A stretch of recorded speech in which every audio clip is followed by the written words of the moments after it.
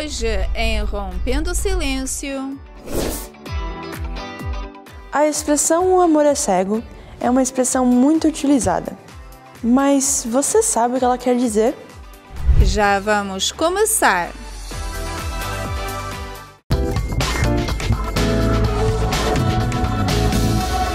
Olá a todos, bem-vindos a mais um episódio do nosso programa Rompendo o Silêncio. Hoje o tema está, como sempre, né, Sara? Muito legal, importantíssimo. Falaremos sobre o amor é cego. Será que o amor é cego mesmo? O que você acha, Sara? Ai, olha, há vários pontos de vista, né, da maneira que a pessoa vê o amor, se é que a pessoa ama mesmo, será que sente uma paixão somente, né, se a pessoa se ama. Eu acho que tem muita coisa envolvida, né, de verdade, o programa tá recheado de informações, talvez que você nunca ouviu falar antes, você vai ouvir falar aqui hoje no Rompendo o Silêncio. Fique conosco, estaremos aqui com várias pessoas profissionalizadas, né, para falar, com autoridade para falar sobre isso, porque elas vão trazer dicas e informações importantíssimas para você que está casado, para você que está passando por um relacionamento meio conturbado e para você que é solteiro e pretende ter um relacionamento bem saudável, né? Então fique conosco e estaremos aqui para abençoar, né? Abençoar essa vida. E até o final do programa, tá? Porque também o final está muito forte, Um tá? testemunho que foi separado, especial, lindo, uma transformação de vida, assim, que você vai ver. Talvez você pense que não tem jeito para o seu problema, para a sua história, mas para o nosso Deus tudo é possível. Você vai acompanhar também através do testemunho que foi separado para você assistir hoje. E fique conosco, vamos agora à nossa primeira matéria e já voltamos com as nossas especialistas. Como amar sem ficar cego? Amar sem ficar cego parece complicado, porque no amor cego há estruturas cerebrais, hormonais e neurotransmissores envolvidos. Suponhamos que você não seja imparcial ou objetivo em muitas ocasiões.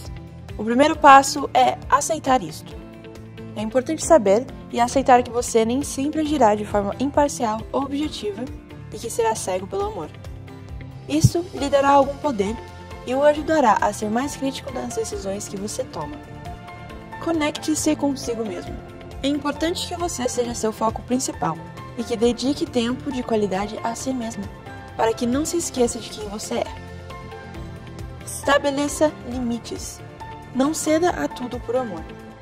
É bom fazer algo louco por amor às vezes, mas não deixe que suas crenças e valores estejam fora dos limites. É importante que você seja claro sobre qual é o limite que não deve ser ultrapassado. O amor nos faz fazer coisas que nunca teríamos imaginado que conseguiríamos fazer, para o melhor ou para o pior. Esteja atento aos pontos fortes e fracos de seu parceiro. Seu parceiro certamente terá muitas coisas positivas, mas está implícito na própria definição de uma pessoa que ele ou ela terá algumas falhas. Aceite-as. Isso não significa que você tenha que mudá-las, mas aceite que elas estão lá. Não continue de dar a si mesmo quando sentir que atingiu seu máximo. Este amor pode gerar muito estresse, e devemos ser claro que amar alguém não significa sacrificar tudo. Consulte suas pessoas mais próximas e de maior confiança e as escute. Em alguns pontos do relacionamento, podemos precisar de ajuda e de uma visão externa mais objetiva para nos ajudar com essa cegueira. Só porque você tem uma vida juntos, não significa que você deixe de ter a sua própria vida. Pense que você está vivendo um filme, no qual você é o personagem principal e o resto são os personagens secundários.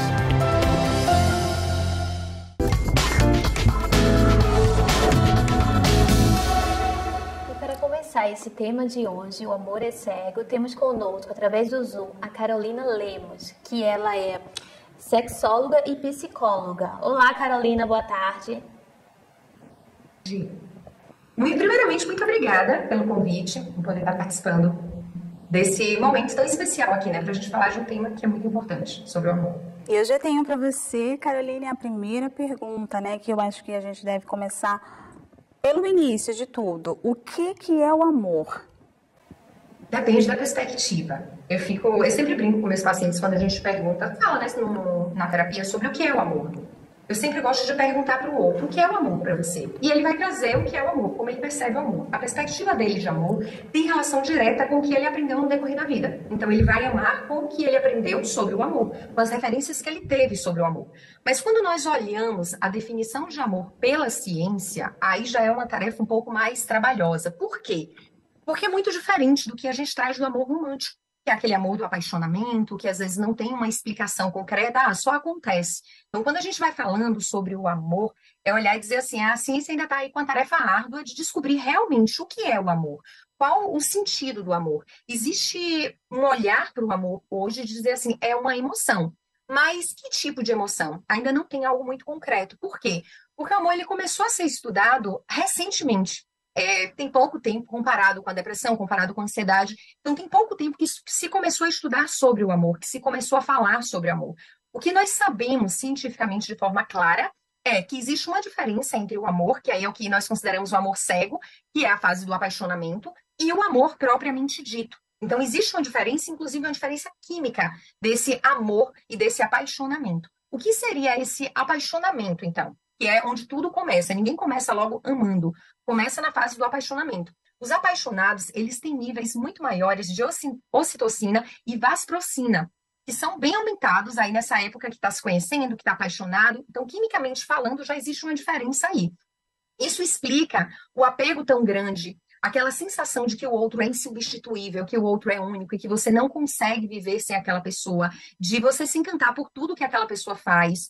É na paixão também que a dopamina, que é o hormônio ligado ao sistema de recompensa, também está ali presente. E ela é estimulada cada vez mais. Então, quimicamente falando, a gente começa toda essa estrutura através da paixão.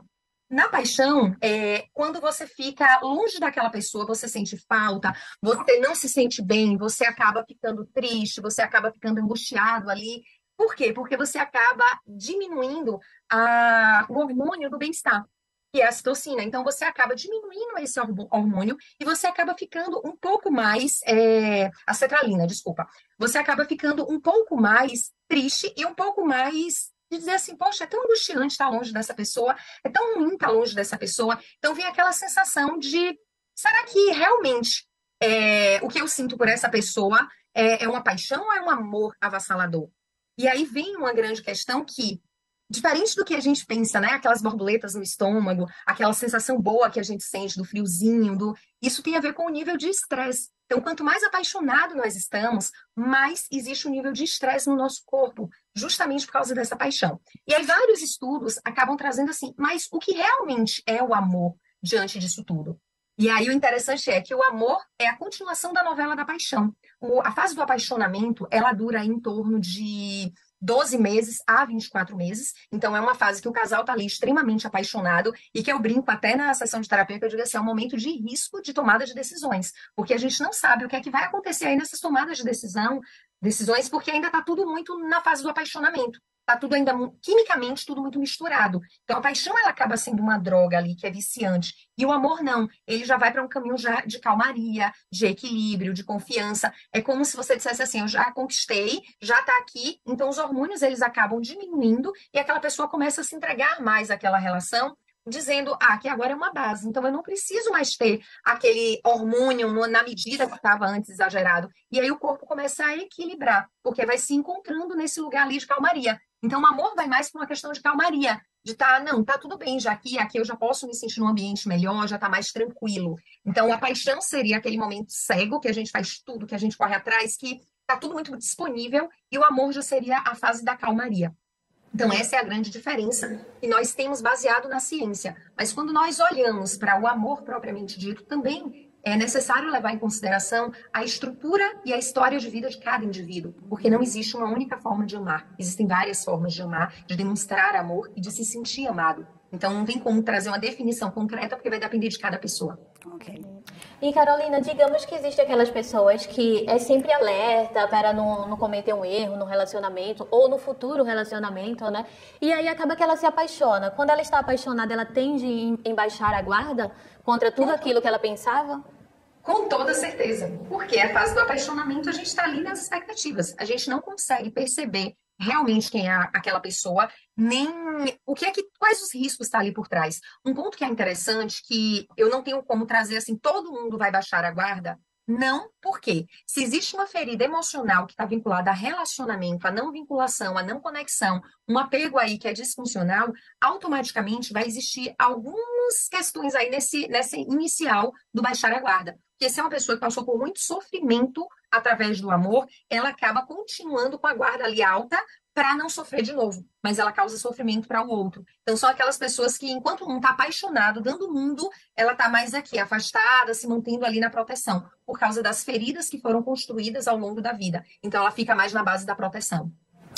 E porque algumas pessoas, elas tendem a idealizar, né, ou a romantizar os seus parceiros? Nós chamamos isso na psicologia de projeção. Nós projetamos no outro o que achamos ideal. Durante a nossa vida, principalmente as mulheres, nós aprendemos sobre o amor através do conto de fadas. Então, o príncipe encantado, foram felizes para sempre, casaram, estavam ali. E a projeção é sempre daquele homem perfeito, daquele homem carinhoso, daquele homem romântico, daquele homem que se entrega a qualquer custo àquela relação. Então, quando nós pensamos nessa idealização do que é o parceiro perfeito, isso acaba sendo levado para quando conhecemos alguém e nos apaixonamos. Então, nós não nos apaixonamos pela pessoa como ela propriamente é. Nós nos apaixonamos por uma projeção que nós fazemos dessa pessoa. Então, com o tempo, nós vamos conhecendo realmente essa pessoa. Então, nós projetamos nessa pessoa algo e essa projeção, ela traz o apaixonamento. Claro que não é 100%. Existem características daquela pessoa que chama atenção. E, geralmente, chama atenção por algo que é muito comum para a gente. Na psicologia do esquema, ela traz algo que é interessante, que ela diz assim, a pessoa se apaixona pelo esquema da outra. Então, se você tem uma família que tem algum tipo de comportamento e aquela pessoa apresenta aquele comportamento, automaticamente existe uma conexão maior. Por quê? Porque é algo comum para você. É como se você estivesse chegando em casa. Então, o que é mais parecido com você, onde você se sente mais em casa, é o lugar que você mais baixa a guarda. É o lugar que você está mais ali presente, que você se permite mais viver aquele momento. Então, por isso existe essa projeção, porque você traz aquela questão do que você espera do outro e você projeta mesmo no outro. Então, cria várias expectativas que muitas vezes o outro nem consegue atender. E aí, o que eu trago quando eu atendo casais, que são os contratos invisíveis. Devido a essa fase de projeção, você traz vários contratos que são invisíveis e expectativas que você vai criando ali, sem trazer para o outro e sem perguntar para o outro se ele está disponível para poder atender isso que você está propondo ou essas expectativas que você está trazendo. Por isso que muitas vezes o casal acaba se frustrando quando vai conhecendo realmente o outro. E a melhor forma de conhecer é a convivência. Então, através da convivência que nós vamos baixando a guarda em relação à projeção e nos permitindo conhecer o outro como ele é verdadeiramente. Sim. E o ser humano tem tendência de ignorar certos comportamentos dentro de uma relação? Isso é porque eles estão apaixonados? Depende. O apaixonamento, ele traz essa tendência da gente ignorar certos comportamentos, porque tá ali tão apaixonado que diz, não, quando o casar muda, não, vai ser diferente em algum momento, ele vai mudar, isso vai passar. Então, muitas vezes nós ignoramos dando voz à paixão, porque a paixão, ela acaba sendo uma demanda muito maior do que a racionalidade nesse momento. Então, por isso que a paixão, ela acaba cegando, ela acaba fazendo com que a pessoa ela não esteja ali na racionalidade. Então, a pessoa, ela acaba, sim, ignorando comportamentos que são fundamentais e que podem ter um prejuízo no futuro. Mas aí tem um outro ponto que é interessante, é que, muitas vezes, nós vivenciamos algumas situações na vida que traz pra gente como uma referência. Então, se eu me envolvo com um cara que ele é agressivo na forma de falar, e eu tive um pai que era agressivo na forma de falar, ou eu era tratada com indiferença na relação com a minha família, automaticamente, para mim, não vai ter nada demais ali naquele comportamento dele. Por quê? Porque já era algo comum, já era algo presente na minha vida. Então, eu acabo ignorando, porque para mim não tem diferença do que eu aprendi sobre o amor, do que eu aprendi sobre cuidado, do que eu aprendi sobre acolhimento. Então, acaba não fazendo diferença. Por isso que muitas vezes é ignorado. Na psicologia, a gente não traz uma certeza absoluta, até porque nós falamos de comportamentos. Então, eu não tenho como ter certeza absoluta sobre um comportamento. Eu analiso o padrão de comportamento e trago uma percepção sobre aquilo. Mas existem outras variantes que podem também influenciar o processo. Ah, interessante, né? Então, não quer dizer que surge assim do nada, mas pode ter sido da infância, né? Da convivência, da criação. E as consequências? Quais seriam quando você ignora esses comportamentos numa relação? A construção de um relacionamento disfuncional. O que é um relacionamento disfuncional? Quando ele é tóxico, quando aquela pessoa ela precisa se anular para pertencer à relação, então ela não consegue trazer as suas vontades, ela não consegue trazer o que ela pensa, ela não consegue ser quem ela está sempre se anulando para poder pertencer ao outro. Por quê? Se ela, um exemplo, decide ir para uma academia e o parceiro não gosta, mas na época do namoro era visto como um ciúmezinho bobo, é porque tá apaixonado, é um ciúmezinho bobo. Isso, com o passar do tempo, vai crescendo, então ele começa a trazer proibições para ela e ela começa a não fazer determinadas coisas para poder agradar ele. A gente entra aí em um relacionamento que é abusivo. Ou, ele gritou, ele falou alto comigo porque ele estava nervoso, tá tudo bem, isso não vai se repetir. E aí começa essa repetição e vai sempre deixando passar esse comportamento. Então, quanto mais nós permitimos comportamentos que são disfuncionais na relação, mas isso cresce para uma relação que é uma relação abusiva. Então, muitas vezes as pessoas dizem assim, já entrou sabendo que a relação era abusiva. Não. Às vezes foi um comportamento, às vezes foi um ciúme que aconteceu ali e passou, foi uma anulação que teve ali e passou, mas continuou aos poucos se anulando, continuou aos poucos permitindo que o controle acontecesse, foi levando aquilo ali como se vai passar, vai mudar, e com o passar do tempo isso só piora. Então, não tem como, quando a gente ignora um comportamento lá de trás, a gente olhar para a relação e dizer assim, não, mas isso aqui nunca aconteceu. Existem casos que, de fato, nunca tinham tido nenhum comportamento que representava aquilo, como parceiros que usam anabolizante. Com o passar do tempo, quando tem a mudança ali a janela da não utilização do anabolizante ou qualquer droga, existe ali um período de abstinência, que existe um comportamento de agressão, existe um comportamento de rigidez, que isso acaba afetando o relacionamento. Mas não era um comportamento que existiu antes. Então, é algo pontual por alguma coisa que está acontecendo aqui.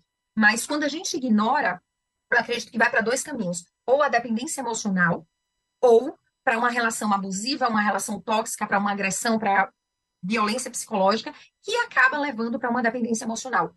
Porque o relacionamento ele é uma plantinha. Então, quanto mais você vai regando com coisas positivas, mais você vai florindo. Mas quanto mais você vai regando com coisas negativas, como palavras de você tá gorda, você não presta para nada, você é incompetente, são palavras que muitas vezes soam de forma sutil em alguns momentos, mas sendo dita várias vezes, acaba minando a autoestima dessa mulher, ou até desse homem também, e isso acaba levando a uma relação de dependência. Por quê? A pessoa ela perde a noção de qual valor ela tem, ela perde a noção de si e ela passa a entender que ela depende do outro para poder viver e que o outro está com ela por pena, porque ela nem merecia que o outro estivesse ali. Então isso acaba tendo sérias consequências no relacionamento em si. Uhum. E tem uma pergunta aqui para falar um pouco mais sobre isso, sobre dependência emocional, né? O amor cego pode ser confundido com essa dependência? Sim, eu traria aí a paixão. Quando vocês falam amor cego, eu traria aqui a paixão, ela é cega. O amor, ele já faz a gente enxergar quem é realmente a pessoa e quais são os comportamentos que existem ali dessa pessoa. Então, a gente tem uma clareza maior dessa pessoa. Mas a paixão, ela é confundida, sim, com uma dependência emocional. Por quê? Porque existe uma dependência na paixão. No relacionamento em si, ele existe uma dependência. Mas qual a grande diferença da dependência emocional para a dependência ali da paixão? A dependência emocional, muitas vezes, existe uma desvalorização de quem é essa pessoa.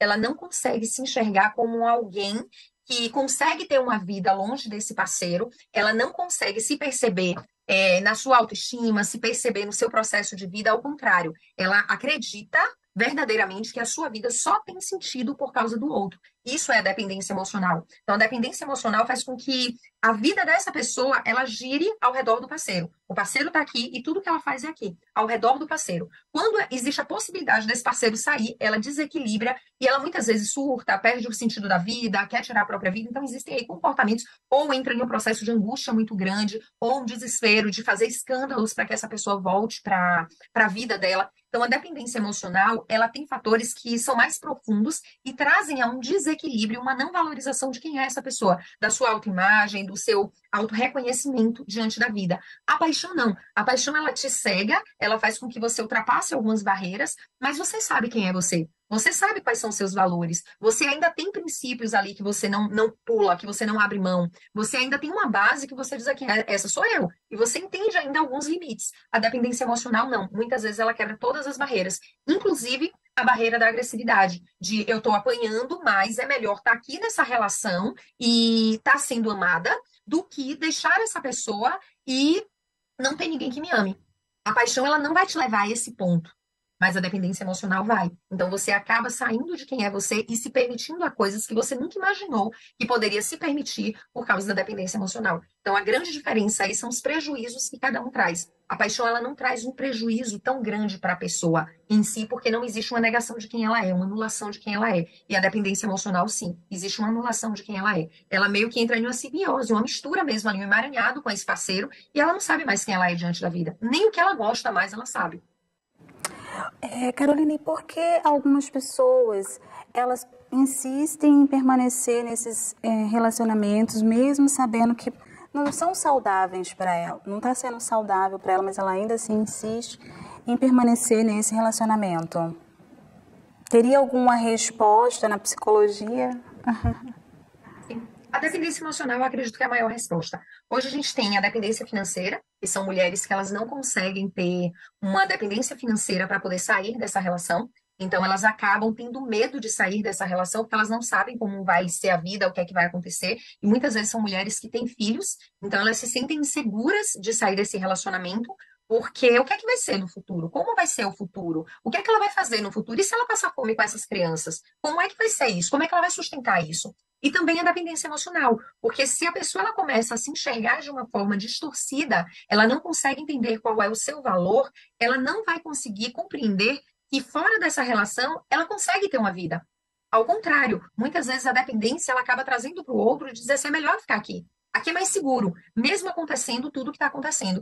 E um dos pontos que é interessante, a dependência emocional, ela acaba trazendo projeções que são projeções distorcidas da relação. Então, ela não olha para a relação como é propriamente. Então, tá todo mundo ali de fora vendo o que está acontecendo e quem está dentro não percebe realmente como é. Principalmente se ela vem de uma infância na qual a agressão, o abandono, ele fazia parte disso. Então, ela não tem noção. E hoje é até triste falar sobre isso, mas nós temos um índice muito baixo de casais que sabem o que é realmente viver um relacionamento saudável. Por quê? Porque brincadeiras que são depreciativas não fazem parte de um relacionamento saudável. Apelidos que depreciam o outro ou diminuem o outro não fazem parte de um relacionamento saudável. O ciúme excessivo, o ciúme de posse, de controle, não faz parte de um relacionamento saudável. A comunicação violenta não faz parte de um relacionamento saudável. Então, muitas vezes, nós olhamos para um comportamento que é não saudável quando existe uma agressão física. Mas nós desconsideramos a agressão psicológica, que muitas vezes é muito mais devastadora do que a física. Porque se eu entro em uma lei do silêncio, como muitos homens acabam fazendo, mulheres também em alguns momentos, que é acontecer uma briga, eu ignoro aquela pessoa completamente e faço de conta que ela não existe. Eu estou detonando o psicológico daquela pessoa, porque eu estou sendo indiferente, eu estou ignorando, eu estou rejeitando, eu estou abandonando. Então, é muito difícil dizer assim, por que essas pessoas continuam? Elas continuam porque, primeiro, existe uma grande esperança de que mude. Segundo, por existir um tipo de dependência financeira ou dependência emocional. E diferente do que muitas pessoas imaginam, de dizer assim, é frescura, a dependência emocional é algo que você querer sair, você sai. Não é tão fácil assim. A dependência emocional, ela é como um usuário de drogas. Ela está usando ali, eu ainda trago assim, um usuário de uma cocaína e de um crack. Porque é algo que mexe completamente com a parte química daquela pessoa. Então, é como se, quando esse objeto de desejo sai da vida dessa pessoa, a pessoa ela entra em abstinência. Então, por mais que faça mal para ela, a dor de estar sozinha é muito maior do que sair nessa relação. Então, por mais que todo mundo ao redor diga, você está em uma relação de violência, você está em uma relação abusiva, você está em uma relação que não é saudável, essa pessoa não consegue enxergar a dimensão disso. Até que ou alguém consiga abrir o olho, ou essa pessoa que é o abusador ultrapasse todas as barreiras. Quando ela ultrapassa todas as barreiras e chega em um limite que ela diz assim, não, agora eu estou numa relação abusiva. E aí é o momento que ela começa a buscar ajuda. Mas se ela não tem um suporte, um bom suporte, ela acaba voltando para essa relação de novo. Por quê? Porque ela sai para casa de um familiar. Ela não tem um suporte que deseja. Ela acaba voltando para essa relação porque o abusador ele também é muito sedutor. Então não tem só a parte da agressão. Ele bate, mas ele dá presentes. Ele bate, mas ele ama. E são demonstrações de amor muito grandes. E faz com que ela volte sempre para isso. E aí também volta para entender qual é a relação de amor que ela teve com os pais. Será que aquela infância de agressão, de violência e que ela era agredida, ela apanhava e depois escutava, eu te amo, eu fiz isso porque eu te amo. Então é muito difícil separar o que é o amor saudável do que é um amor doentio quando as referências elas não foram referências de um relacionamento saudável. Então eu acredito que não é um processo tão fácil. Muitos pacientes até em terapia elas vão e voltam o tempo inteiro da relação, tanto que quando eu percebo que não existe uma mudança da parte do agressor no processo, uma das coisas que eu faço é permitir que ele se apresente como ele é mesmo, e em muitos momentos a paciente se sente ali humilhada, se sente ali destruída, e culpa até o terapeuta de dizer assim, por que você permitiu que ele fizesse isso comigo? E aí é o momento que o terapeuta ele pode entrar, que eu entro, com a questão de dizer assim, o porquê você permitiu que ele fizesse isso com você? Por que você deu espaço para isso? E aí é possível trabalhar essa questão da independência, do amor próprio, da autoestima, do fortalecimento, mostrando que ela não precisa estar passando por aquilo, mas é pensar que é uma pessoa que está destruída emocionalmente e que não tem forças para tomar nenhum tipo de atitude. Então elas permanecem porque elas não conseguem se fortalecer emocionalmente. Elas estão literalmente destruídas. E, assim, Carolina, como podemos ajudar uma pessoa? Se de repente em nosso ciclo existe aquela amiga que de repente está passando por isso, ou já deu alguns sinais, né, de que está passando numa relação abusiva, como podemos ajudar? Quando existe uma verbalização direta dela, uma das formas de ajuda é indicar literatura para que ela possa trazer páginas ou canais que falem sobre isso, para que ela possa entender que ela está vivendo uma dependência. Até quando você percebe, pô, ela está vivendo uma dependência. Como é que eu ajudo aqui que ela ainda não enxerga? Eu começo a mostrar algumas coisas para ela. Eu começo a trazer para ela assim, ó, isso aqui, assiste isso aqui é legal. Leia tal livro é interessante. Então você começa a trazer ferramentas para que ela primeiro possa tomar consciência do que ela está vivendo. Porque a gente não consegue mudar sem a tomada de consciência. Então, ela precisa tomar consciência que o relacionamento dela é um relacionamento abusivo, é um relacionamento agressivo. E a melhor forma não é falando diretamente. Porque se você chega para uma pessoa que está em uma dependência emocional, que vive uma relação abusiva, e você vai trazer pontos de crítica para daquele parceiro, ela vai te trazer assim, não é bem assim, mas ele é uma pessoa maravilhosa. Eu tinha um caso que eu atendi há anos atrás, e ele era agressivo com ela, ele batia nela, e quando eu confrontava ela, dizendo assim, olha o que ele fez com você, ela dizia, não, mas ele também é um amor de pessoa, ele também tem esse lado romântico, que quando eu tô doente, ele cuida de mim dessa forma. Então, todas as vezes que eu tentava confrontar, ela defendia o parceiro, porque existe um lado bom desse parceiro. Então, o melhor caminho é você estar trazendo ferramentas para que essa pessoa identifique. Um dos livros que eu amo trabalhar, que fala sobre a dependência emocional, é o do Walter Rizzo, Amar ou Depender. É um livro fantástico, de fácil leitura, e ele vai trazendo um olhar sobre o que é essa dependência, o porquê as mulheres ficam nessa dependência, como sair dessa dependência. Então, é dar ferramentas para que essa pessoa tome consciência do que está acontecendo com ela. Quando ela toma consciência, e ferramentas é através de podcasts, artigos, livros, conteúdo, uma história de alguma mulher falando sobre aquilo que ela viveu, porque vai aí na identificação. Depois que eu faço isso, eu começo a introduzir aos poucos o assunto e a entender o que é que ela pensa sobre isso, como ela percebe isso, para depois eu oferecer realmente uma ajuda. Mas se eu chego de primeira, sem ter uma abertura dessa pessoa para oferecer ajuda, eu posso encontrar aí uma rejeição e uma negação. Porque quem está em uma relação abusiva, ela passa pelo processo também de negação, do não reconhecimento dessa relação abusiva. Olha, um dos conteúdos que a gente vai ter para poder enviar, né, para alguém que esteja passando por uma relação assim, é esse programa, né, que a gente está falando, porque as suas respostas, sim, foram muito claras e irão ajudar as pessoas que estão nos assistindo e as pessoas também que irão nos assistir. Queria agradecer pela sua participação hoje aqui com a gente. Esperamos tê-la num próximo episódio do Rompendo o Silêncio. Muito obrigada, Carolina, pela sua participação. Obrigada pelo convite. Fico à disposição e realmente parabéns para vocês pela disponibilidade de fazer um programa assim, porque pode ajudar muitas mulheres. Muitas vezes nós ficamos em um espaço pela ignorância, pela falta de consciência do que realmente está acontecendo. Então, quando a gente abre e fala mais abertamente sobre a violência e sobre os detalhes que podem acontecer nesse amor cego, de eu preciso aceitar tudo pelo amor, isso acaba ajudando muito outras mulheres a se perceberem, a se notarem, a buscar o autoconhecimento e a desejar sair dessa relação abusiva, dessa relação disfuncional. Gratidão pelo convite e parabéns pela iniciativa de vocês. Nós agradecemos. Até uma próxima, então. Tchau, tchau. Tchau, tchau. E vamos agora assistir uma matéria e já voltamos. O amor é cego. Essa é uma das expressões mais usadas para se referir à forma irracional de agir quando se está apaixonado. A expressão amor é cego originalmente é referida à magia do amor e à cegueira dos envolvidos, que pesavam a emocionalidade e a paixão sobre a racionalidade. Estudos indicam que a crença pode ser um perigo para a sociedade, pois aceita atitudes e comportamentos prejudiciais em casais que podem acabar levando à violência. Mas por que o amor é cego? Quando estamos apaixonados, o cérebro cria uma tendência a desativar os mecanismos de alerta associado à avaliação negativa do indivíduo, ou seja, aqueles atributos que consideramos desagradáveis. Por outro lado, a queda no amor ativa neurotransmissores e hormônios no sistema límbico, que aumentam a sensação de bem-estar, causando uma sensação de euforia e prazer. Nesse sentido, diríamos que o amor nos cega ao inibir-nos de avaliar os atributos negativos da pessoa. As consequências dos mitos românticos no amor, e em particular do amor cego, é que eles podem se tornar um problema social que pode levar à violência de gênero e doméstica. Além disso, assumir que o amor é cego nos coloca numa posição passiva, da qual nada podemos fazer para sair dele, pois simplesmente não somos capazes de ver a saída, nem vemos quando estamos entrando nele. Essa concepção do amor é cego pode levar a inúmeros problemas, tais como não ver alguns sinais importantes de violência na relação.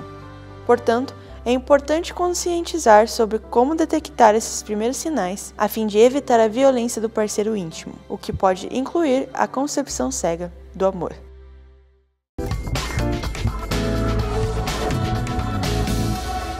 E aqui estamos para dar continuidade a esse assunto de hoje, o amor é cego. E neste bloco vamos estar dando dicas para não ficar cego no amor, né? Ou será na paixão? Vamos ver agora com ela, com a Camila, que é mentora de casais, vai estar aqui conosco, né, através do Zoom. Boa tarde, Camila. Boa tarde, obrigada pelo convite. Só um detalhe, o seu sobrenome? Que é Lerch. É esse sobrenome. Tudo bem? E temos uma pergunta para ela, Carol. Sim, você acredita que o amor ele pode ser cego ou é algo como uma paixão ingênua? Qual é a sua opinião? Eu acho que a Caroline trouxe muito bem essa questão, né, da questão da paixão, assim, ser um momento mais cego, digamos assim, da nossa relação. Mas eu vejo que muitas das coisas que a gente fala, que, é porque o amor é cego, né, então não tá vendo isso, não tá vendo aquilo.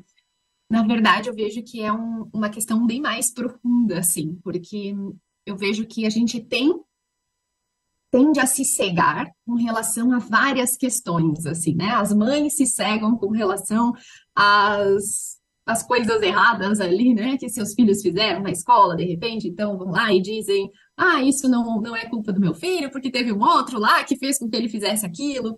Então, uma má influência, né? Então, desde pequeno, a gente vai sendo criado, assim, vai crescendo dessa forma, sem ver coisas que estão efetivamente acontecendo, sem reconhecer, né? E a gente não reconhece em nós mesmos muitas coisas, assim, muitas coisas erradas que a gente faz, muitas coisas, pontos de melhoria que a gente tem. Então, eu vejo que a gente diz que o amor é cego muito por isso, muito por essa cultura de não enxergar coisas importantes, assim, que muitas vezes estão ali na nossa cara, mas a gente vai meio tapando o sol com a peneira. Mas quando se trata do amor de fato, assim, eu vejo que o amor, ele, ao contrário de ser cego, ele traz mais clareza, ele aumenta a nossa visão, assim. O amor o amor verdadeiro, assim, é aquele que vê, que enxerga verdadeiramente, que enxerga profundamente o outro, e não aquele que fica querendo não ver, mas é aquele que realmente conhece. E como evitar que esse amor cego, essa paixão cega, se torne um problema no relacionamento de um casal? Então, eu vejo que é justamente vendo o outro profundamente. Como que a gente vê o outro profundamente? Conhecendo o outro, né? Se interessando pelo outro, buscando entender do que o outro gosta, do que ele não gosta, quais são os desejos, quais são os sonhos, quais são os objetivos dessa alma com a qual a gente está ali se relacionando e escolheu viver a nossa vida do lado dessa pessoa, né? Então é importante que a gente saiba o que ela traz dentro de si.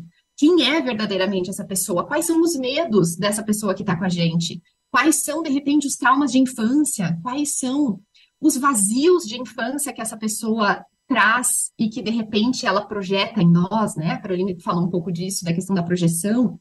Então, para não cair nesse amor cego, nesse amor que não vê, que eu não vejo como sendo um amor verdadeiro, assim, a gente precisa ver, a gente precisa buscar conhecer verdadeiramente o outro, poder dizer assim, eu te vejo, eu realmente te vejo na tua profundidade, E ninguém é só luz, ninguém é só sombra, né? Ninguém tem só coisas boas ou só coisas ruins. Então, buscar ver no outro coisas boas, qualidades, porque todo mundo tem muitas coisas boas, muitas qualidades, e também as coisas que não são tão boas, que não são tão legais, que são pontos de melhoria. E eu vejo justamente a relação do casal como uma ferramenta de crescimento desses dois seres, desses dois indivíduos, né? Então, é a partir de ver o outro verdadeiramente, assim, que a gente foge dessa armadilha, dessa cegueira, né, do amor, de não ver aquilo que está acontecendo ali nessa relação. E a nossa individualidade influencia nesse aspecto? Porque nós, seres humanos, somos assim, né? Muito individualistas. Então, a individualidade, se entender, né, como quem eu sou. O que é a individualidade? É me entender como indivíduo. Numa relação, acontece essa mistura de dois indivíduos.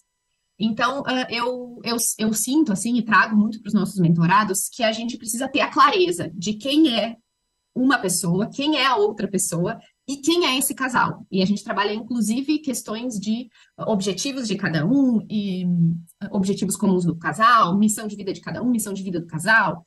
Então, a individualidade, se conhecer, saber quem eu sou, é fundamental nesse processo, porque eu vou conseguir me relacionar com o outro na medida do que eu me conheço, né? Eu só consigo conhecer o outro num nível de profundidade que eu me conheço. Então, para eu conseguir ver o outro profundamente, eu preciso também me abrir para me ver profundamente. E esse é um serviço, um trabalho que a gente tem, assim, para a vida toda, né? Porque a gente está sempre descobrindo mais sobre a gente mesmo. Às vezes a gente está muito focado em descobrir outras coisas do mundo de fora, assim, e se perde um pouco de si. Então, essa volta para olhar para dentro, para se conhecer profundamente, assim, nos seus medos, nos seus traumas, nos seus vazios, nos seus sonhos, nos seus desejos, naquilo que gosta, que não gosta, como se sente amado, como não se sente amado. Isso é extremamente importante, porque a partir desse ponto em que eu me conheço, é nesse nível de profundidade que eu vou poder chegar no outro também, que eu vou conseguir ver o outro. Eu não consigo ver o outro de forma verdadeira e profunda se eu não me vejo de forma verdadeira e profunda. Então, essa busca por essa individualidade, de me conhecer, de saber quem eu sou, é extremamente importante para um casal. Então já fica a dica aí, né, para as pessoas que estão em casa nos assistindo, que antes de começar um relacionamento, primeiro trate-se a se conhecer, né? Porque assim você vai poder estar bem com o outro, conhecer o outro e evitar problemas futuros no casamento ou no relacionamento. Seria isso? Exato, com certeza. Isso seria, assim, o mundo perfeito, né? Se cada um chegasse já tendo feito esse trabalho, assim, seria maravilhoso. Mas, em geral, assim, e por mais que a gente faça também esse trabalho de autoconhecimento, eu vejo que é um processo, são camadas e mais camadas, né, de profundidade, assim, para a gente ir acessando, e a gente vai mudando, a gente vai se conhecendo cada vez melhor, então vendo cada vez mais aquilo que faz sentido para a gente. Às vezes, num período da vida, faz muito sentido ir em balada sexta, sábado, domingo, e em outro período da vida isso não faz mais tanto sentido assim. Então, essas coisas também vão mudando, né?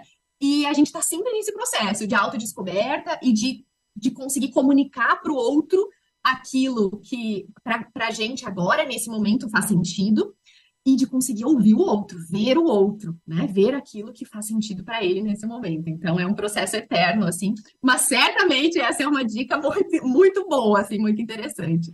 É algo que já seria um bom caminho andado, assim, facilitaria bastante as coisas, certamente. Até para ser mais assertivo, assim, no processo de seleção, né, lá do namoro, para escolher melhor ali alguém que realmente tenha mais compatibilidades, que queira ir para o mesmo caminho, né? Eu não acho que a gente precisa procurar alguém igual a gente, muito pelo contrário, as diferenças elas se somam, mas objetivos, valores em comuns, assim, a base, o alicerce, né? Eu acho que isso precisa ser comum, e para onde a gente quer ir, assim.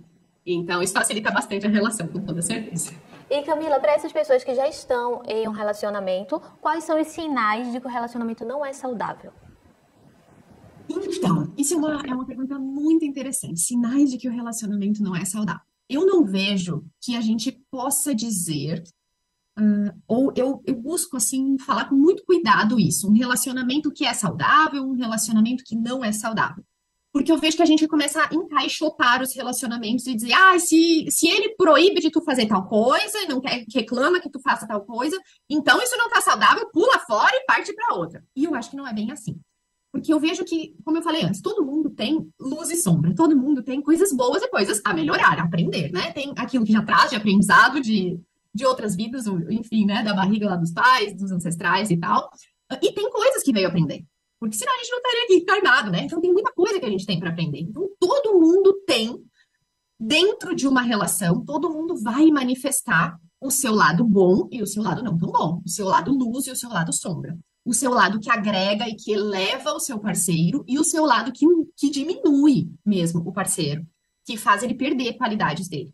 Eu vejo que a gente sempre tem esses dois lados presentes nas relações. Então, eu não gosto de chamar uma relação de, essa é uma relação tóxica, essa é uma relação não saudável.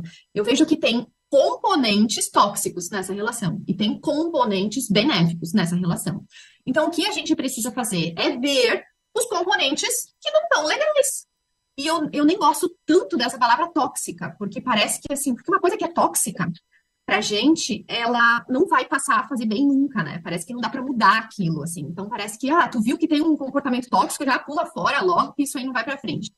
E eu vejo que, em função disso, muitos casamentos, muitas relações, assim, muito lindas, acabam se perdendo e não se construindo por essa visão, né, da toxicidade. Então, eu gosto de ver, assim, o que é um ponto de melhoria. O que a gente pode ver ali que, opa, isso aqui não tá legal, isso aqui precisa ser melhorado.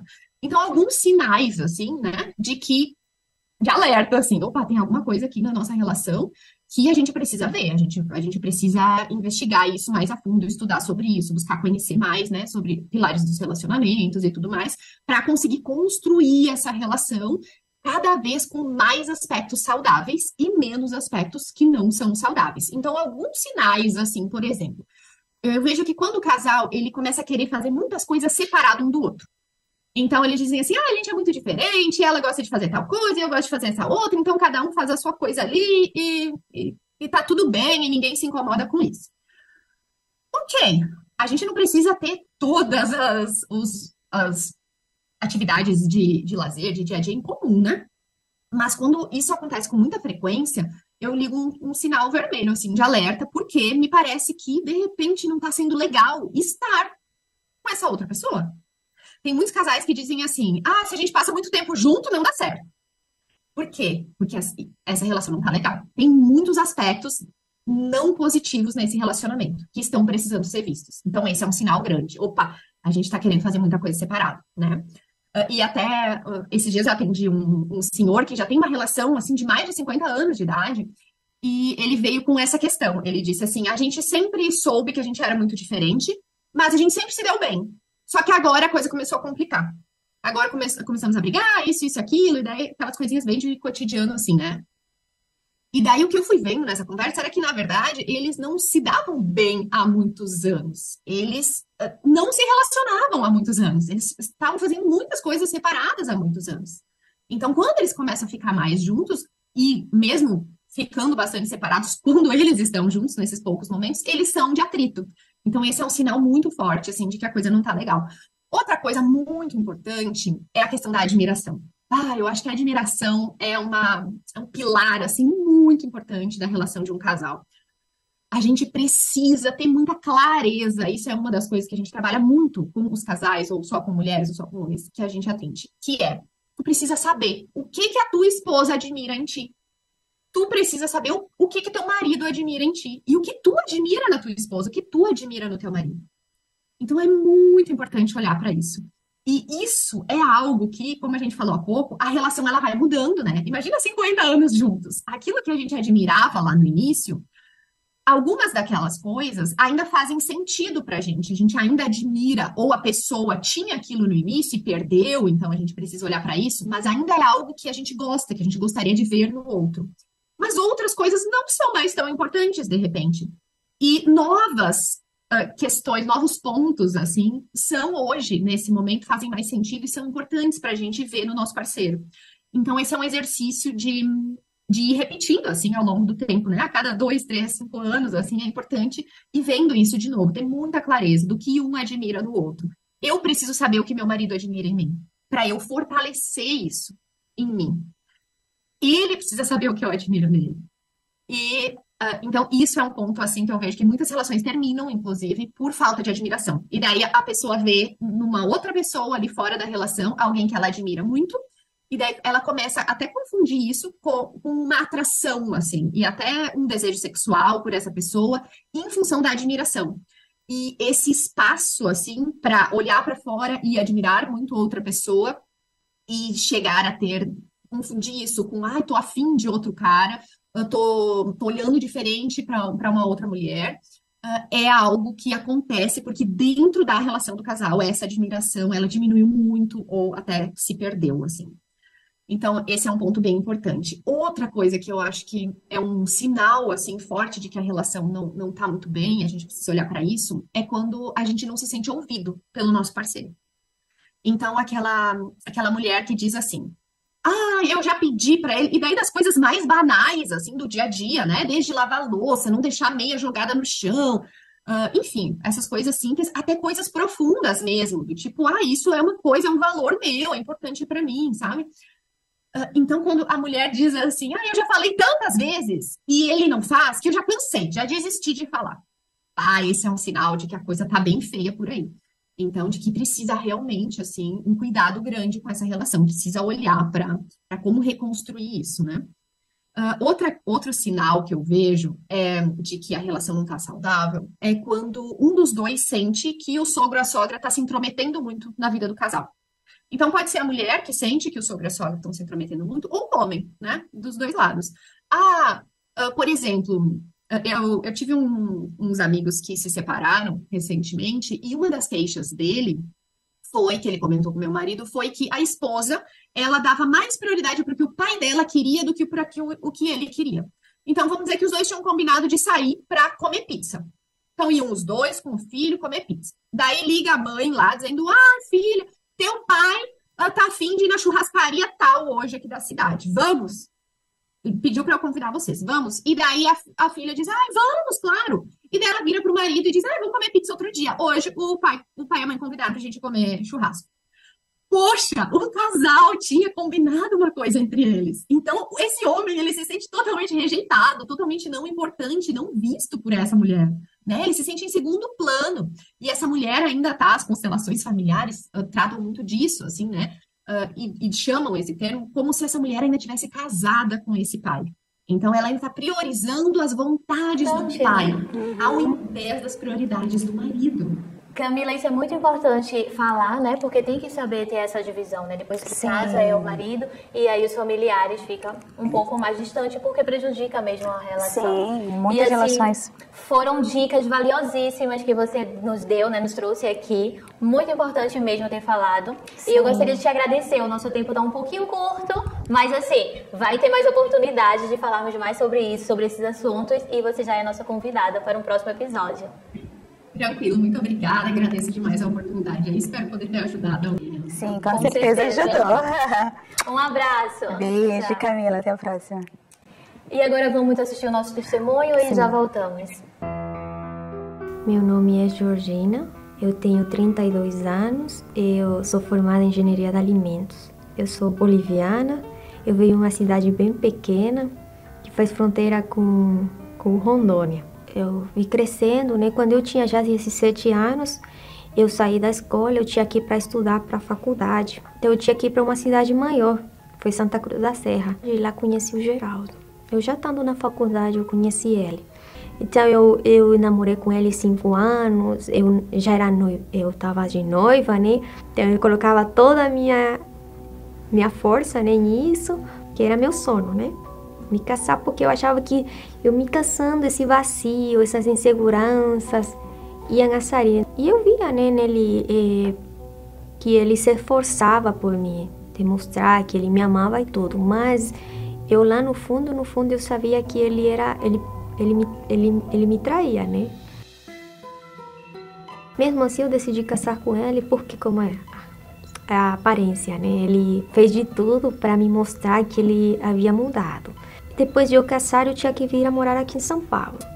Foi aqui que eu comecei a mostrar esses sintomas, né, de depressão.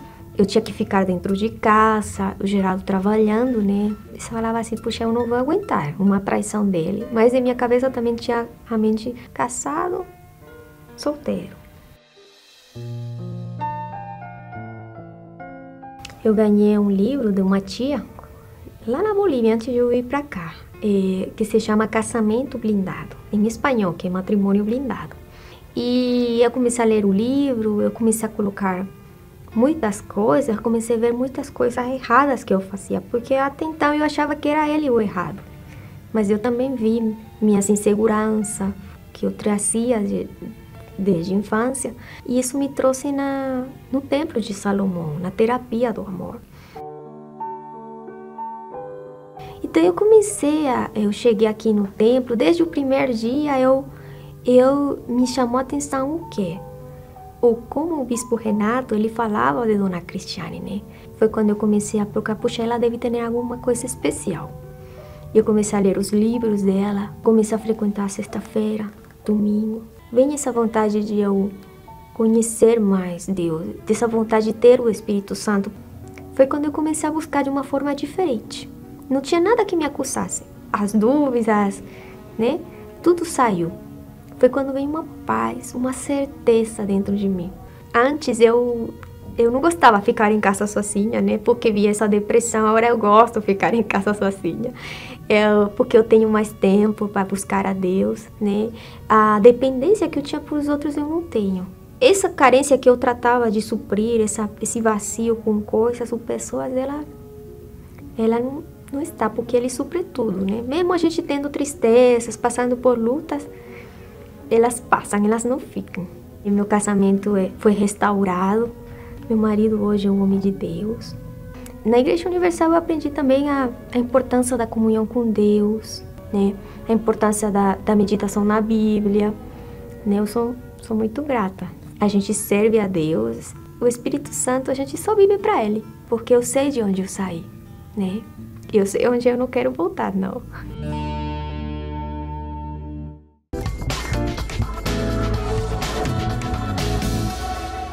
Testemunho magnífico, né, Sara? Que transformação de Como vida. o Senhor Jesus transformou esse lar, né, esse casamento aí, e hoje está para dar o testemunho, para glorificar o nome do Senhor Jesus. E aqui chegamos ao fim do tema de hoje, né, o amor é cego, sabemos que é a paixão, né, que é cega, e muitas pessoas vêm sendo enganadas, iludidas, né, no relacionamento por causa disso, né, desse olhar de paixão que acaba confundindo aquele relacionamento, e assim então vem os futuros problemas, né? Acaba que a pessoa se casa e não tem um casamento abençoado por conta disso, de que ela foi precipitada, de que ela trouxe coisas do passado e tudo para dentro do casamento. Hoje eu trouxe um versículo para vocês em Provérbios 4:25, que fala o seguinte: os teus olhos olhem para frente e as tuas pálpebras olhem direto diante de ti. Nesse versículo eu vejo que é a gente olhar para o Senhor Jesus. Como a gente olha para frente, a gente olhando, mirando certo para o Senhor Jesus, assim teremos os passos certos, as coordenadas, para assim conseguir um relacionamento bem, abençoado, para assim restaurar um casamento que já está destruído, quando olhamos para o Senhor Jesus, porque só Ele pode dar os passos certos, as coordenadas para você ter uma vida sentimental, conjugal, bem-sucedida. E também para aquelas pessoas que já passaram por uma decepção amorosa, que já tem um trauma do passado e que hoje está ali fechada e não quer se relacionar com ninguém, porque já teve um trauma antes. Aqui na Bíblia fala o quê? Que é para você olhar para frente, as coisas que para trás ficaram para trás. Os nossos olhos estão aqui, ó. A gente caminha para frente, os nossos olhos são para frente. Então não adianta você ficar olhando para trás, porque você vai ficar o quê? Vivendo o passado. E o passado já passou. Você aprende com os erros, começa de novo, olhando para o Senhor Jesus, olhando certo, e aí sim você vai ter uma vida completa em tudo, não só sentimentalmente, mas em todos os sentidos da sua vida. Quando você prioriza olhar para frente, olhar para o Senhor Jesus, que Ele te dá a direção, né, Sara? Dá a direção e guia os passos, né? É um passo após o outro, um depois do outro. Não adianta você também querer correr, porque hoje você vai ter aquela força, né, para correr e no dia seguinte talvez não. Mas com o Senhor Jesus, olhando para o alvo ali, você vai, mesmo quando vinha dificuldade na caminhada, no dia a dia, porque você está olhando para o alvo que é o Senhor Jesus, que amou você de uma tal maneira que deu a vida dele por mim, por você, por todos nós. Por isso que hoje estamos aqui, né, Cíntia? E mesmo sendo pecadores, o Senhor Jesus tem misericórdia nas nossas vidas, habita dentro da gente, vai nos mudando também, pouco a pouco. A gente também vai sacrificando a nossa vontade para poder agradar. Então, é uma relação linda, né? Você toma aquela decisão, eu vou olhar para o Senhor Jesus, esquecendo o seu passado, focado no alvo, e Ele guiando os seus passos, lhe fortalecendo, dando força, dando o que você precisar no meio da caminhada. E convidamos a todos agora para estar em oração conosco. Estaremos orando pela sua vida, pelo seu relacionamento. Sara? Sim. Vamos agora entrar em oração. Vamos.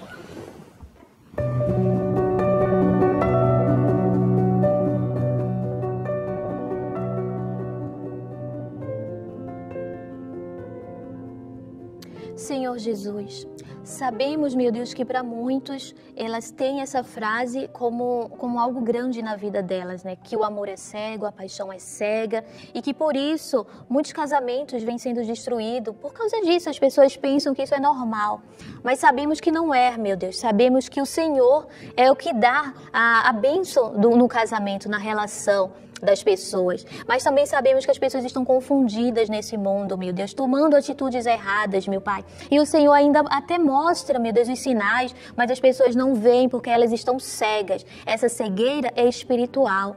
Então, meu Pai, eu oro aqui, meu Deus, por essas pessoas que estiveram conosco nessa programação, meu Pai, aquelas que ainda vão ouvir, que o Senhor venha tirar, meu Deus, a cegueira espiritual dos olhos dessas pessoas, a cegueira que faz com que elas não vejam aonde está, meu Pai, a bênção, aonde ir no caminho certo, para trilhar, meu Deus, o caminho bem sucedido, meu Pai, para todas as áreas da vida delas, meu Deus, e assim elas vêm tomando atitudes erradas e suas vidas vêm estando destruídas, meu Pai. Eu te peço, Espírito Santo, que o Senhor venha agora, meu Deus, sobre cada lar, sobre cada família, meu Pai, e que o Senhor, meu Deus, abra os olhos dessas pessoas, meu Pai, que elas possam ver, meu Deus, e que essa palavra tenha ficado, meu Deus, plantada dentro delas, meu Deus, que elas tenham que olhar para frente, olhar para o Senhor Jesus, porque só o Senhor, meu Deus, e ninguém mais pode dar, meu Pai, as coordenadas para uma vida, meu Deus, de sucesso.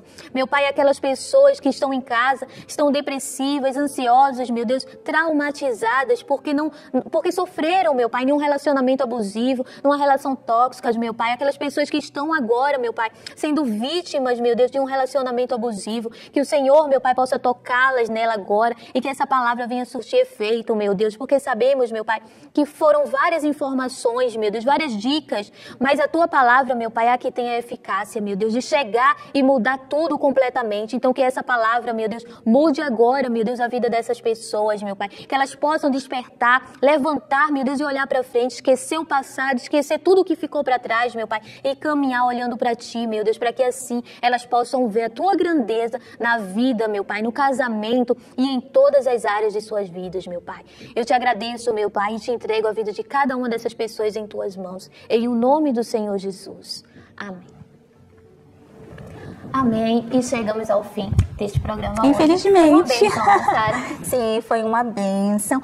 Mas antes de ir, a gente deixa o convite aí para você, para vir participar de uma das nossas reuniões aqui na Igreja Universal. A nossa sede nacional é aqui na 2420 na Dufferin Street, aqui em Toronto, mas aqui a gente também tem outras locações em outras cidades aqui no Canadá, em outros estados. Você pode dar uma chamada de texto nesse número que você vê aí na sua tela, fala com alguém que fala onde você está e a gente vai falar para você qual a igreja mais próxima da sua locação. E vem assim aprender mais sobre esse amor do Senhor Jesus, porque Ele ama a todos. Olha, eu acredito que Ele te ama tanto que por isso que você está assistindo justo esse tema hoje. E aqui nós estamos no domingo, Sim. em 3 idiomas, português, inglês e espanhol, orando por todas as áreas da sua vida. E tenho certeza, você vindo, resultados já vão acontecer de imediato. mas também temos um dia da semana específico, selecionado, separado somente para a vida sentimental, para a vida conjugal, para as pessoas solteiras e casadas, que é a quinta-feira, Sara, Terapia do Amor, às 7 horas da noite também em 3 idiomas, inglês, português e espanhol. Então você é nossa convidada e não perde tempo. Vem logo, né? Se prepara aí, já liga e venha. E é pra casados e solteiros. De repente você tá aí, tá solteira e, mas eu não encontrei ninguém. Quem sabe, não é agora, né, Sara? Quem sabe? Então, esteja conosco em um desses dias aqui na igreja e esperamos ver vocês no próximo episódio. Deus abençoe e até mais. Bye!